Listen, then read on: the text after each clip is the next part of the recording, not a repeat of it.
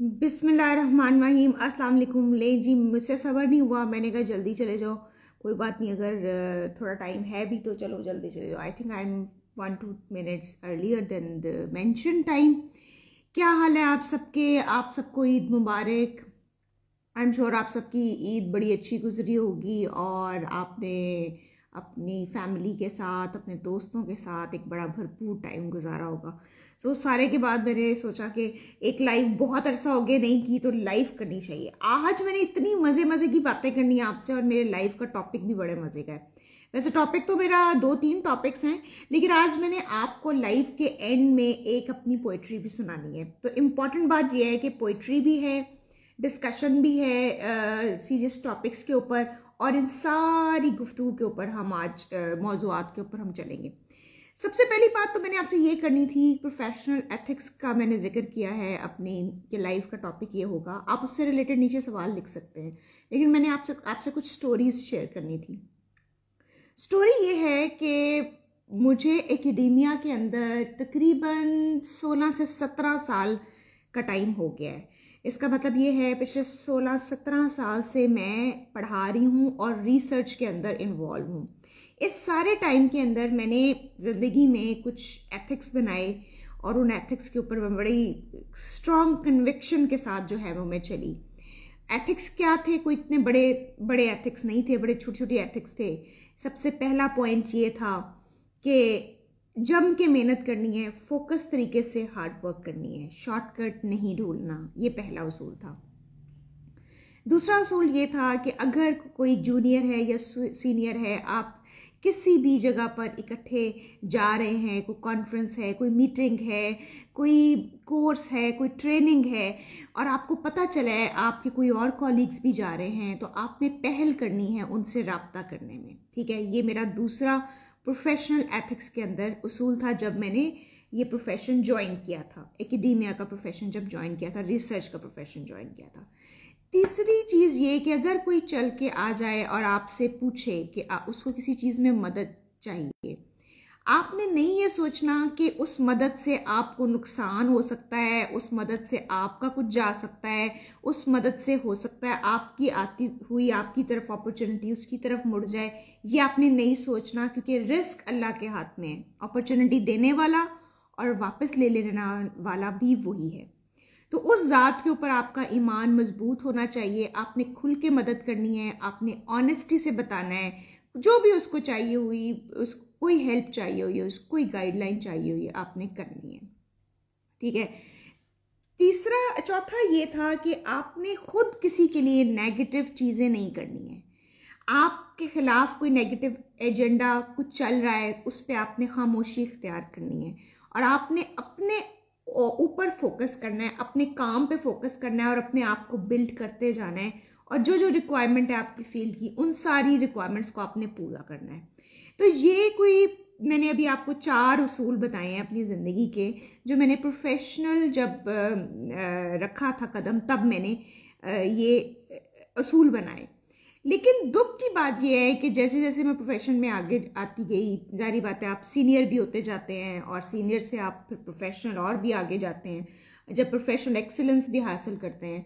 तो उसके बाद ये मैंने नोट किया वक्त के साथ साथ, और ये मेरी ऑब्जर्वेशन है जो कि हुई, वो ये थी कि मैंने बड़ा स्ट्रांगली ये महसूस किया। मैं तो लोगों से पूछ लेती हूँ कि अच्छा आप भी वहाँ जा रही हैं, अच्छा आप भी वहाँ जा रहे हैं, हाँ मैं भी जा रही हूँ, ओके हम चले बात करते हैं। कोई भी मतलब अगर वहाँ पे कोई प्रोसेस है, प्रोसीजर है, उसके मुतालिक बात करते हैं। तो I have been very very open. लेकिन जब मैं ओपन होती थी तो मैंने ये महसूस किया था कि मैं तो ओपन हो जाती हूँ, लोगों को सस्पिशियस हो जाते थे लोग कि क्यों पूछ रही है, मतलब क्या वजह है। हालांकि वो पूछने का सिर्फ ये मकसद था। आप देखिए ना, अगर एक खानदान के 2 फैमिलीज किसी फंक्शन पे जा रहे हों और वो आपस में कोऑर्डिनेट कर लें, अच्छा तुम इतने बजे निकलोगे, अच्छा मैं इतने बजे निकलूंगा, अच्छा ठीक है हम वहाँ बैठेंगे, अच्छा हम ये करेंगे, उसके बाद हम इकट्ठे चाय पियेंगे, तो आप एक अपना ग्रुप बना लेते हैं। ठीक है, आप उसके अंदर आप ज़्यादा अच्छा फील करते हैं, और लोगों को भी ये मैसेज आता है कि आप बड़े प्रोफेशनली साउंड भी हैं और प्रोफेशनली बड़े कनेक्टेड भी हैं, आप अपने कॉलीग्स के साथ बड़ा अच्छा रेपो है। इस माइंडसेट के साथ मैं हमेशा ये करती रही। लेकिन फिर मैंने ये नोट किया कि लोग इसको सस्पिशियस देखना शुरू कर दिया। मैं फ़ोन करती हूँ, हालांकि सीनियर होने के नाते भी, इसके बावजूद कि सीनियर यहाँ पर हमारे मुआशरे के अंदर कोई सीनियर हो जाए ना, वो किसी को मुंह नहीं लगाता, ये कॉमन रवैया है। लेकिन मैं उसके बावजूद जो है वो फ़ोन खुद करने पे बिलीव करती हूँ, अभी तक करती हूँ ये बात। और अब मुझे बड़े सेटबैक्स आना शुरू हो गए हैं। सेटबैक्स ये कि लोग अनवेलकम्ड हैं, लोगों को लगता है कि क्यों पूछा है उसने, दे कंसील इंफॉर्मेशन, और ये सारी चीज़ें वो करते हैं। तो इस वजह से ना फिर मैंने ना अब ये सोचना शुरू कर दिया है कि अच्छा अब मैं कोशिश करूँगी कि मैं ऐसा ना करूँ। लेकिन फिर मैं ये सोचती हूँ, हो सकता है कोई 10 में से कोई एक बंदी या बंदा ऐसा हो जो वाकई प्रोफेशनल कनेक्टिविटी पे या नेटवर्किंग पे बिलीव करता हो। तो इसलिए मैं खुल के चली जाती हूँ लोगों के पास और लोगों को फ़ोन भी कर लेती हूँ, क्योंकि मुझे कोई इनसिक्योरिटी नहीं है, मुझे उनसे कुछ लेना नहीं है, मेरा कोई गेन नहीं है उसमें। मैं सिर्फ और सिर्फ इसलिए इस तरह का रवैया अपनाती हूँ क्योंकि हम भी जब बड़े हो रहे थे, हम भी जब पढ़ रहे थे, हमने जब शुरू किया तो हमें अपने सीनियर्स बहुत अच्छे मिले थे, हमें अपने कॉलीग्स बहुत अच्छे मिले थे, हमें वो लोग मिले थे जो हमें पैम्पर करते थे, हमें वो लोग मिले थे जो हमें रास्ता दिखाते थे, हमें वो लोग मिले थे जो हमें बताते थे ये रास्ता ठीक है और ये रास्ता ठीक नहीं है। इस वजह से प्रोफेशनल एथिक्स का एक मैंने मौजू रखा था आपको ये किस्सा सुनाने के लिए कि प्रोफेशनल एथिक्स क्या होते हैं, प्रोफेशनल तमीज़ क्या होती है, और उस तमीज़ के मुताबिक आपको किस तरीके से चीज़ें जो हैं वो करनी चाहिए, और ये एक ग्रेटर गुड के लिए, एक अच्छी कम्युनिटी के लिए बहुत अहम ज़रूरी होता है। साथ साथ आज मैंने वो मिठाई रखी हुई है और मैं चाय पी रही हूँ क्योंकि मैंने आज सुबह से चाय नहीं P and I was feeling very down. अच्छा, अब मैं, ये तो हो गया प्रोफेशनल एथिक्स की बात कि प्रोफेशनल एथिक्स में क्या है। लेकिन साथ साथ आपको ये भी बता दूं, ऐसा नहीं है कि सारी दुनिया ही नॉन प्रोफेशनल है, अनप्रोफेशनल है, सारी दुनिया ही ऐसे बिहेव करती है, ऐसा बिल्कुल नहीं है। बहुत सारे ऐसे कॉलीग्स हैं जो आगे बढ़ के आपसे मिलते भी हैं, कनेक्टिविटी भी करते हैं, आपके साथ को ऑथर भी होना चाहते हैं और करते भी हैं, मेहनत भी करते हैं, बड़े साउंड स्कॉलर्स भी हैं। तो ये दुनिया जो है ना, ये 2 तरह के लोगों के दरमियान में ऑपरेट करती है और ये हर तरह के लोगों से बनी हुई है। तो ये तो थी प्रोफेशनल एथिक्स की बात, कुछ प्रिंसिपल्स जो मैंने बनाए थे और जो प्रिंसिपल्स वक्त के साथ साथ मैंने देखे, शायद लोग उनको इतना सीरियस नहीं लेते, लेकिन उनके बहुत फ़ायदे हैं। अगर आप उस पर गौर करें तो बहुत फ़ायदे हैं। आप जिस तरह आप अपने ख़ानदान से पहचाने जाते हैं, बिल्कुल इसी तरीके से आप अपनी नेटवर्किंग, अगर आप रिसर्चर हैं, अगर आप टीचर हैं, तो अपनी नेटवर्किंग, गुड नेटवर्किंग से पहचाने जाते हैं। नेटवर्किंग बुरी भी हो सकती है लेकिन गुड नेटवर्किंग से पहचाने जाते हैं। तो ये एक इम्पॉर्टेंट बात थी। अच्छा जी, दूसरा मौजू था मेरा सोशल मीडिया एथिक्स।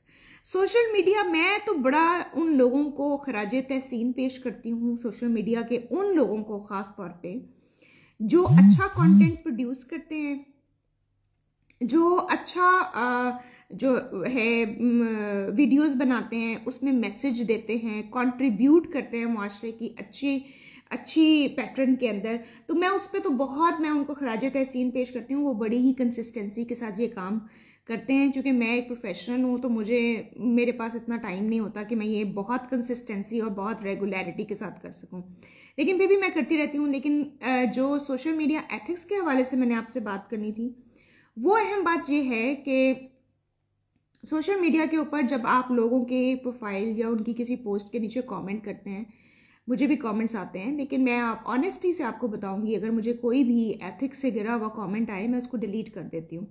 क्योंकि मैं यहाँ पर इसलिए नहीं बैठी हुई कि मैं लोगों की नेगेटिविटी अपने अंदर सरायत करवाऊँ और अपने अंदर लेकर जाऊँ। I don't want that. तो नेगेटिव कमेंट करते तो नॉर्मली बहुत कम, मेरा ख्याल है अब तक जब से मैं सोशल मीडिया पे हूँ, मुझे कोई 2 कमेंट्स आए होंगे जो इंतहाई यूजलेस कमेंट्स थे।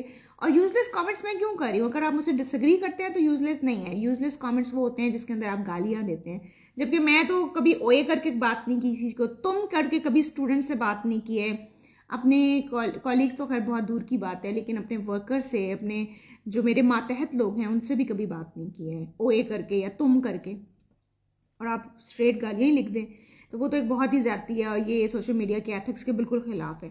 तो ये इन एथिक्स का बहुत ज़्यादा ख्याल रखा करें। और आपको नहीं पता कि दूसरे बंदे की प्रोफाइल की, अगर नहीं पता तो जाके नेट पे देख लें उसकी क्या प्रोफाइल है। सज्जे खब्बे व्यूज़ देने के और अजीबो गरीब किस्म के कमेंट्स देने से बेहतर है कि आप ये कर दें, और अपने फतवे जारी करने से तो बहुत ही बेहतर है कि आप देख लें कि वो बंदा है कौन, उसकी प्रोफाइल क्या है, वो कैसा काम कर रहा है, उसकी पोस्टिंग किस नौइयत की हैं, क्या वो इम्पोज कर रहा है कोई, क्या वो अपनी ओपिनियन दे रहा है, क्या वो कोई इंतशार फैला रहा है, कोई नेगेटिविटी फैला रहा है।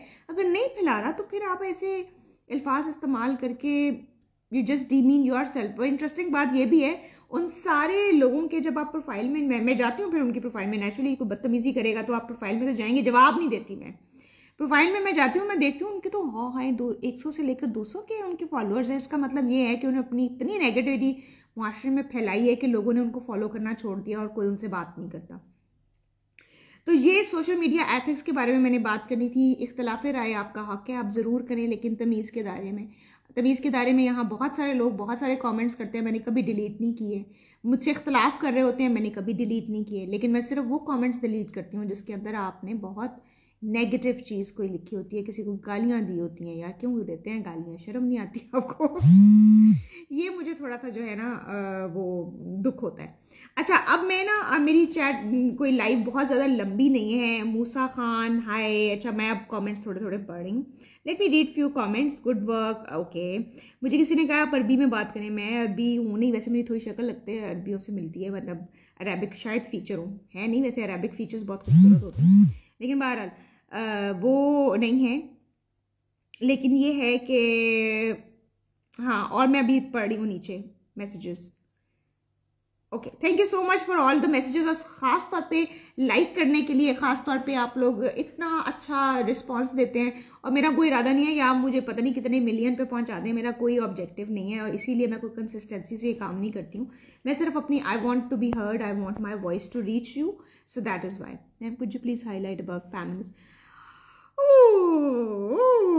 फेमिनिस्ट लेंस नहीं, बिल्कुल भी नहीं। मैं इस वक्त फेमिनिस्ट लेंस पे बिल्कुल बात नहीं करूंगी। अभी मुझे कुछ नहीं पता, जो नीचे कमेंट्स आ रहे हैं उसका जवाब यहाँ नहीं मैं दे सकती हूँ। मैं बिल्कुल ठीक हूँ मोहसिन, मैं पढ़ रही हूँ नीचे चीज़ें। अभी तो मैं और बहुत सारी चीज़ें कर रही हूँ। अभी तो पेपर चेक कर करके मेरी मत मारी गई है, बच्चों की असाइनमेंट्स चेक कर करके, और उस पर कॉमेंट्स कर करके। कॉमेंट्स क्या करना है, मुझे असाइनमेंट लिखनी पड़ता थी उसके नीचे, इतनी लंबी लंबी पोस्ट है करके। अभी एक मैंने की है, एक पूरे सेक्शन की कर ली, एक और 2 सेक्शन रहते हैं, उसकी मैं करूँगी। अच्छा जी, अब लास्ट मैंने आपको कहा था कि आज मैं आपसे कुछ शायरी शेयर करूँगी, छोटी मोटी सी मेरी एक स्टैंजा आप कह सकते हैं। वो है, इंग्लिश में नहीं लिखती, उर्दू में ज़्यादा लिखती हूँ, उर्दू में ही है, तो may be you will like it.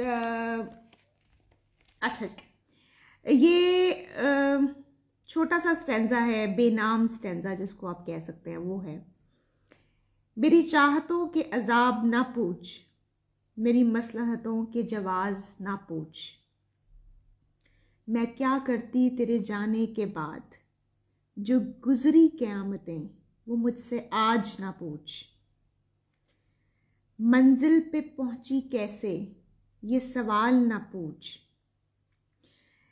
अच्छा, दोबारा थोड़ा सा मैं आपको सुना देती हूँ, कुछ लोगों ने अभी ज्वाइन किया है। मेरी चाहतों के अजाब ना पूछ, मेरी मसलहतों के जवाज ना पूछ, मैं क्या करती तेरे जाने के बाद, जो गुजरी क़यामतें वो मुझसे आज ना पूछ, एक तेरी आस में तय की कई मुसाफतें, मंजिल पे पहुंची कैसे ये सवाल ना पूछ। Thank you so much for joining in. और आप सबने सुनी और आप लोगों ने ज्वाइन किया, थैंक यू सो मच। कोई सवाल हो तो आप लिख सकते हैं नीचे, बाद में भी पोस्ट पड़ी होगी वहाँ पर भी लिख सकते हैं। और अनकरीब जल्दी आपसे मुलाकात होगी। और अच्छा, रफ़ीउल शान, मुझे नहीं, बहुत सारे हैं जो शायद स्टूडेंट नहीं है मेरे। Thank you so much everyone for such a good listening skills. जो सुनते हैं उनकी लिसनिंग स्किल्स बड़ी अच्छी होती हैं।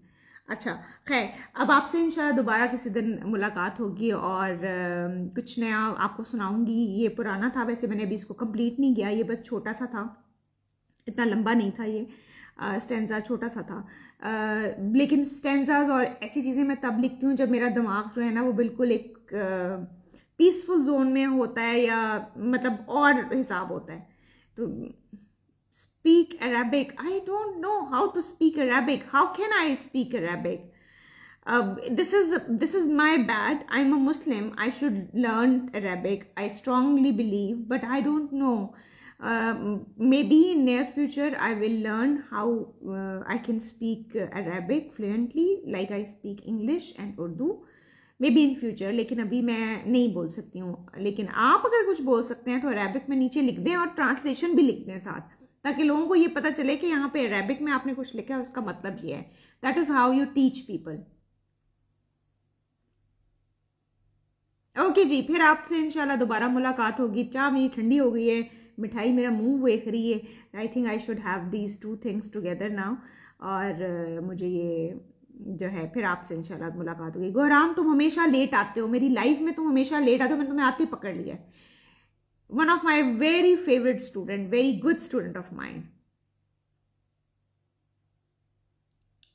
अच्छा, thank you Rafi, thank you so much. अगर आप राइटिंग्स पढ़ते हैं और लिंक्डइन पर और एकेडेमिया पे बहुत सारे मेरे आर्टिकल्स पढ़े हुए हैं जो मैंने वहाँ लगाए हैं और लगाती रहती हूँ, लेकिन आजकल थोड़ा ब्रेक आया हुआ है, कुछ और चीज़ें कर रही हूँ। आपसे जल्दी शेयर करूँगी कौन कौन सी चीज़ें चल रही हैं, तो ज़रूर इस बारे में हमारी बात होगी। जहाँ तक आपने फेमिनिज़म और उसकी बात की थी, तो मैं फेमिनिस्ट नहीं हूँ, मैं वुमेन राइट्स एडवोकेट हूँ, क्योंकि जो वेस्ट का फेमिनिज़म का कॉन्सेप्ट है मैं उसको सपोर्ट नहीं करती हूँ। मेरा ख्याल है एशियन और मुस्लिम फेमिनिज़म की एक डिफरेंट एंगल है और उस एंगल को वेस्टर्न फेमिनिज़म को समझने की ज़रूरत है। उन्हें चाहिए, वेस्टर्न फेमिनिस्ट लोगों को चाहिए कि वो इस्लामिक फेमिनिज़म और साउथ एशियन फेमिनिज़म के कॉन्टेक्स्ट में वुमेन राइट्स को जज करें।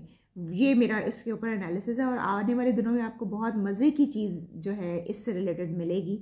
लिखने में या बोलने में कहीं भी आप सुनेंगे। Oh, Garam, it's so good to read your message and I hope you are fine, you are healthy, you are well settled, everything is all right. So it was a good bad. पता है हमारे students इतने अच्छे हुआ करते थे, अब भी अच्छे हैं, लेकिन वो जो स्टूडेंट्स वाली बात हुआ करती थी ना, वो बड़ी कम है। अब स्टूडेंट्स भी ना, क्या वो कहे हैं हम, टेक्नोलॉजी ओरिएंटेड स्टूडेंट हमारे जो हैं और उनकी सोशल वैल्यूज़ बदल गई हैं, उनके ख्यालात बदल गए हैं, उनके ऑपरेट करने का अंदाज़ बदल गया। मेरे पुराने स्टूडेंट जब कैंपस पे आते हैं वो कहते हैं ये क्या है, ये कौन लोग हैं। मैंने कहा शायद तुम्हारे बारे में तुम्हारे सीनियर्स भी ऐसे ही कहते होंगे। तो लेकिन ये है कि आगे जनरेशन जब आती है तो हमारे मेरा ख्याल है डिक्लाइन हुआ है, विच इज़ वेरी अनफॉर्चुनेट।